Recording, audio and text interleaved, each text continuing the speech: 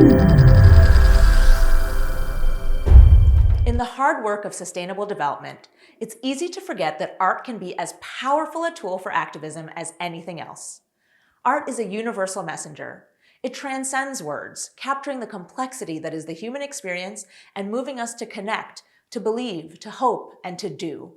And our next group of speakers are doing it for real. They're empowering creators and communities to do good using art as a vehicle for social change. So please welcome Sutu, Creative Director for the Conscious Crypto Creator Movement, who's a leading artist in digital interactive storytelling. Kyle Gordon, an experiential designer, entrepreneur, and co-founder and lead curator at Doing Good. Adem Gafu, the Chief Operating Officer at award-winning nonprofit Arts Help. And to moderate this fascinating conversation, a young entrepreneur and small business reporter at Business Insider, Dominic Midori Davis. Take it away. Hi, everyone. My name is Dominic Midori Davis, and I'm a reporter at Business Insider. I'm honored to be here today with the nonprofit organization Arts Help and the SDG Action Zone during the UN General Assembly to speak to creatives Satu, Kyle Gordon, and Arts Help Chief Operating Officer Adem Gafu regarding the role in art in promoting the 17 Sustainable Development Goals, which include combating the climate crisis and promoting gender equity. Before we begin, I will give our panelists a few moments to further introduce themselves. Adem, would you like to go first? Sure, absolutely. So my name's Adem, and I'm the Chief Operating Officer at Arts Help. And a part of my role is to make sure that we incorporate the SDGs in all of our programming, and we keep it at the forefront of all of the work that we do. Kyle? Hi, I'm Kyle. I've been an artist for the last 10 years, designing immersive experiences and branding. And more recently, I'm full-time as a creator and builder in the Web3 and blockchain space. And Satu? Hi, I'm Sutu. I'm an Australian artist. I have worked in using technology to tell stories for over 15 years now, and often working with communities to bring awareness to sort of social issues to those areas. Cool. So let's begin. The first question is for everyone.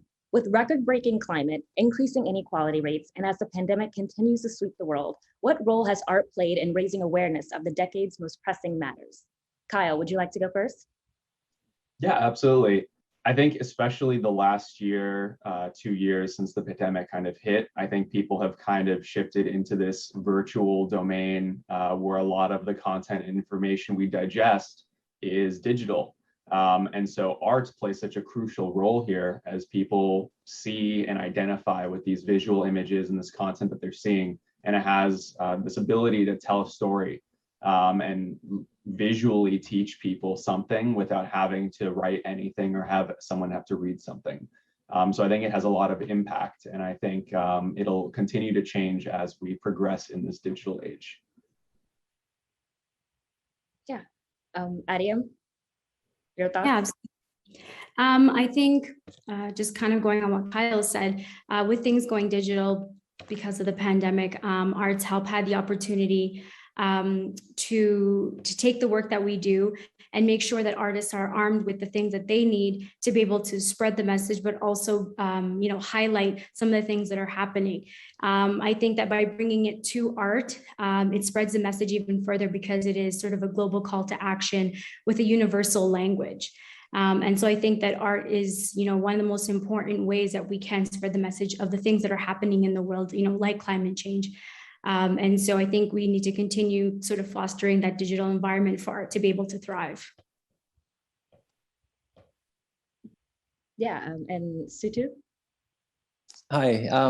Yeah, I think, earlier this year, we created a project with the Choco community in Colombia, where we brought augmented reality to this remote community that is under threat by climate change. It's very rich biodiverse area. It also is on the coastline where whales breed, so it's an important breeding ground, and it's trying to seek heritage listing. And so our project was created in collaboration with the Indigenous and Afro-Colombian community The artworks were then sold, and the money from those artworks were invested back into the community, where they're building like an art center where they can continue their practice of creating art and selling their art. And the art itself was able to raise awareness for the problems that they face. So it's sort of, we hit sort of three really important points there: raising awareness of an endangered region. We're creating in collaboration with communities, so we're empowering those communities to create and be their own voice for their area. And we're also bringing technology and access to a remote area. And this is a big problem when we're trying to promote equality. Yeah, and kind of on that, Adiam, many of the conversations regarding issues such as the climate crisis have come from a very Western perspective, and a lot of it's in English, despite the fact that the countries most affected by the climate emergency are not necessarily considered Western or primarily English speaking, according to the 2020 Climate Risk Index list. What role can art play in making the messages of sustainability more accessible to those throughout the world? And how can experts and the general public help center the voices and experiences of other cultures within these issues? So I think that art in itself is a universal language. Art has the ability to transcend language, location, and it intersects with various industries. So whether that's tech, law, business, or science, and it has the ability to bring all of these industries together to sort of like a neutral table, you know, for lack of a better word. And it allows people to have these difficult conversations and have these conversations that may not be in the same language, but art at least portrays what is happening. That visual image can, you know, they say an image is more than 1,000 words, right? And so, you know, having powerful imagery allows people to really understand what's happening. You don't necessarily need words, but also making sure that the art that is being put out into the world is also relevant to the places that it's affecting. So making sure that there is proper representation, making sure that there's proper access to information. And so it doesn't necessarily have to be in, you know, 1,000 languages, but it definitely needs to be incorporating very culturally relevant ways of sort of incorporating art into what they're doing. Kyle, do you have any thoughts? Yeah, I mean, just to continue what she was just saying, I definitely believe creation can be a universal language. I think we've started to see, even in like brand design and content, when people explain things, they do a good job at kind of designing imagery. You know, you can have an entire instruction manual nowadays just with like infographics or pictographics. And I think that's something that's really powerful when you don't have access to means of doing something in a multilingual format. But I do think, especially with new technologies and as like these complex systems continue to develop, it's extremely important to invest resources into breaking down these mechanics, either into multilingual format or into formats that are universally understood and accessible. Yeah, and what is the cost of inaction on not making, you know, these issues more accessible? Adiam, or Kyle, either one, or Sutu. Sutu can take it. The cost of inaction is, we're seeing time and again that, you know, communities are oppressed or are missing out on their opportunity to express their voice on a subject. I saw recently, for example, there was a art project in South Australia that was where the community was protesting a uranium mine going ahead, and even the contracts from the mining company wasn't translated into the local language for the Aboriginal custodians of that land, and so they weren't. There was no level playing grounds. So the artist community in that area brought awareness to this as a problem.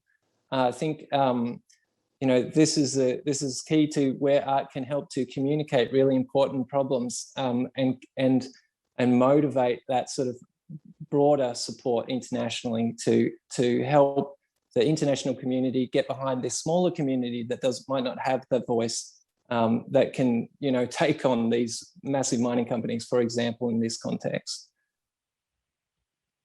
Yeah, and so Sutu, the popularity of Bitcoin and other forms of cryptocurrency are rising, but there have been reports stating that its mining isn't necessarily safe for the environment.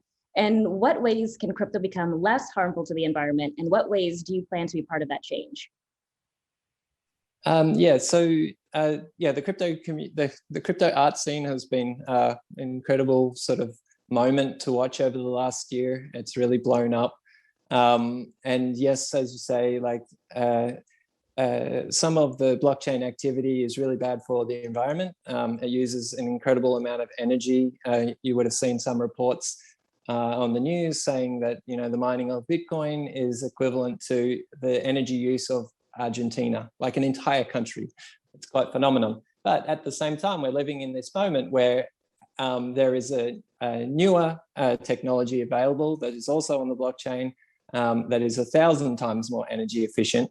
And what we need to do right now is promote a transition to this more energy efficient technology. That's already begun. Kyle and myself have been part of the movement this year to promote artists to get onto these other platforms, onto these other blockchains. So Bitcoin is one blockchain, Ethereum is another. And then there's these proof of stake blockchains, which we won't go into in detail what proof of stake means, but that's energy efficient. And so we've been encouraging artists to migrate over to these other blockchains. On one particular platform that's been super popular, we hit a milestone last week. We have 20,000 artists on that platform. And in a period of 6 months since March, the artists have created over 250,000 artworks.